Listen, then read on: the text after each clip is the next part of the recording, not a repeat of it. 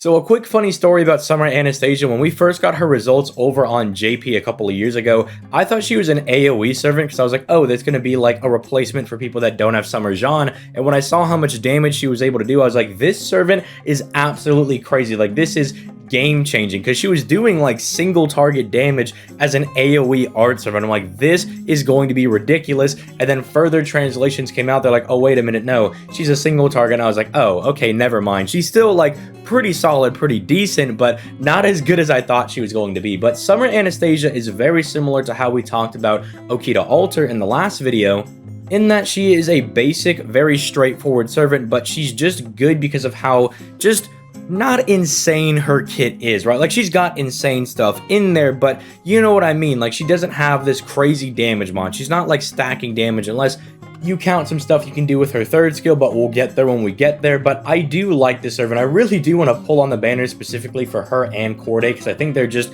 good, straightforward, fun servants to use. But man, Summer Jean has got to be on the horizon for that Apocrypha rerun banner. So I don't know. We'll see. You might see a summoning video pop out here randomly one day. I might have just snapped or something. But let's go ahead and start diving into this video, starting off with our hits. And when you look at her hits, this is what I mean. Like, just very, very straightforward. Like, she's got hits on the quick and the arts card. They're not bad. They're 3 hits a pop. Not bad, but not super exceptional. She's got 0.57% NP gain. Not bad, but not super great either. She's got some star gen. She's got 8%, which is not, well, it's not really that good at all. I mean, she does have a passive 10% crit star generation buff as well, because of that like independent action, but again, not really the best star gen. She's not going to be providing like just oogles amount of star for everybody to use, but she's also not going to have no stars, I suppose, being on the field. Like, she could do some, but I guess it's in the same way that like Gilgamesh or Jalter can kind of provide stars for the party. Maybe Gil is a bad example because he has like 5 hits on everything, but in the same way that like Jalter pre-NP buff could still have some stars on the field, but not a crazy amount. You know what I'm saying? Like, nothing super insanely exceptional, but not bad either. And I don't want to focus too much on the hits over here because, again, they're not super exceptional, but when we start moving into some of her skills are all just rather solid. None of them are the most just insane things you've ever seen, but they're just really, really strong skills that allow her to just perform rather well. So looking at her first skill, she gives herself a 30% arts buff for 3 turns, which I am glad they dropped the 1-turn arts buff thing from the caster version of Anastasia. I think they realized that, hey, people don't really like it when all of your power and your strength goes away after 1 turn. So they gave her a 3-turn buff, which again is good. It's buffing up the damage of her arts cards, but not only that, it's buffing up the NP gain of her arts cards as well, which we know she could probably use because she's only got 0.57% NP gain. And I didn't mention this earlier, but her NP only has 3 hits on it. So you're not going to be getting the most refund back from her NP either. It's not like she's going to massively overkill the enemy and then get like tons of fat globs of NP back because, one, her damage is okay. It's nothing super bad, but it's not super insane. So getting overkill might not even be in the cards in the first place, but she only has the 3 hits. So the arts buff is good. And then she has a 50% battery, which is always going to be good because it allows you to kind of immediately fire your NP in pretty much all scenarios with double Castoria when going into, say, any boss, which is also very nice because if you're really struggling for, say, a single target servant for your double Castoria comps that can take out some of these larger enemies, then Anastasia's got you covered because, again, Archie can bring her against, you know, large sabers, large berserkers, or if maybe they're not that large, maybe they're not super huge, maybe she could try to take them out type neutral if you've got her like NP2 or 3, but please don't try to do that at NP1. That's very mean to do to her. But it's just good, right? It gives her some farming utility for like more difficult nodes, and it's just good when it comes to boss fights. But it almost feels like a lot of these skills might be missing something, right? Like, it just feels like a good skill, but it feels like there should be a little bit more because it's good, but it's not really breaking anything, which again, I understand not every servant has to do, but it just feels like there's some ingredient missing to the servant. And you'll understand that as we start moving into her second skill over here, which is not bad. It gives her invincibility for 1 turn, and it gives her a buff removal resistance by 100% for 1 turn, and drops 20 stars. So that star issue we were talking about, very similar to Jalter actually, in that they both can kind of put up a decent bit of stars naturally, but Jalter has the NP that gives her 30, while Anastasia has a second skill that gives her 20, so they kind of have a way to back up their stars. But again, while this is good, it's nothing super broken. I mean, I do like the fact that she has the invincibility for more difficult content because she is a single target servant, and so they also just put on that buff removal resistance, so once you have the invincibility, barring anything like, say, a Pierce Invul skill or something like that, they're not going to be able to touch your Anastasia, which is always really good.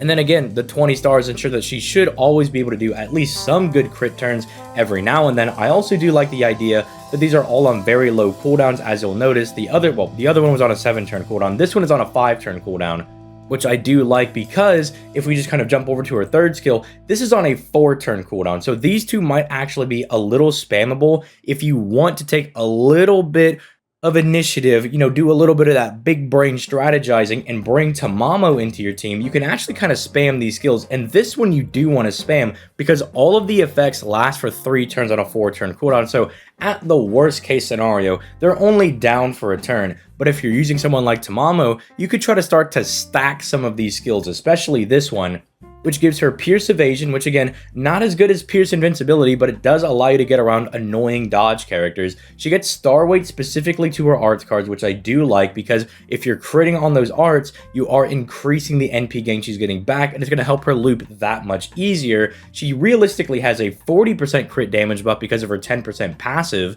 and then she gives herself 20% NP damage for 3 turns, which you could try to stack with, say, Tamamo's first skill and with Tamamo's ability to reduce skill cooldown. So if for whatever reason you want to plug suit in an Oberon or something, she can do some pretty good chunky damage. But again, I have to reiterate, all of these are like very cool things that she can do, but that's kind of her gimmick. Maybe loop the 3rd skill and just do pretty solid damage, get around dodge, do some solid enough crits, and that's kind of it.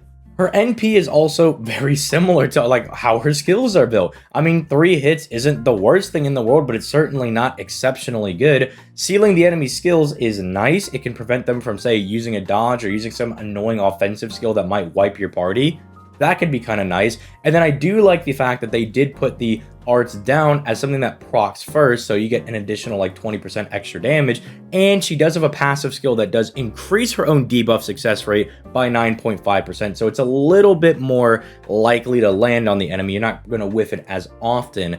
But again, getting like an arts resistance down is like not as good as like, say, a damage mod, or if she gave herself an attack buff, because those are self buffs. Those are things that you can use and guarantee that you'll get damage on, whereas the arts down, you can still whiff the damage on that, right? If you don't land it, her damage will go down a little bit, right? And so it's like, yeah, it's good and it's really nice that it procs first, but it's not as good as it could be because it's a debuff, and debuffs don't always land on enemies, especially if you're, God forbid, fighting like a goddess character that also has magic resistance. Just pack it up and leave at that point, because that debuff ain't sticking. And then even when you go over to her NP damage to see, well, how much does she do relative to some of the other guys? I mean, she's kind of like right there with the UDK Bardis and the Artoria Archer. Like, those are kind of other, summer single target art servants. Like, she's kind of up there, nowhere near guys like Emiya Alter, but at least she has like the 50% battery, so she's got a bit more utility. You can kind of play around with her a little bit more, and she's doing more damage than like Sith and Jane, I suppose. She's gonna outperform your Chirons and stuff along those lines. But again, she's just really not doing anything super special. But then again, at the same time, I can't call her a bad servant because she is still doing really good things. She's just kind of like one of those average good servants that if you pull her, if you get a couple of copies of her, you will probably use her every now and then, and she'll put in some decent amount of work, but you might always find yourself wanting her to have like that one extra thing. Me, I'm personally hoping that the next time they roll around and start buffing up some of these old summer servants, that they just like throw a damage mod or something her way, or give her like, I don't know, a stacking attack buff, something along those lines, like some kind of gimmick that maybe allows her to get better as the fight goes on, or she's just specifically good against, I don't know, like chaotic alignment people. I mean, she did fight Ivan in Lost Belt 1, so whatever Ivan's alignments are, don't come after me. I don't have Ivan's alignments memorized, bro. He's a giant mammoth. I think I'm remembering whatever his alignments are, but you know what? Give her like 2 damage mods against that, whatever he is. If he's like chaotic neutral, give him like, yeah, 50% against chaotic, 50% against neutral, thumbs up, call it a day.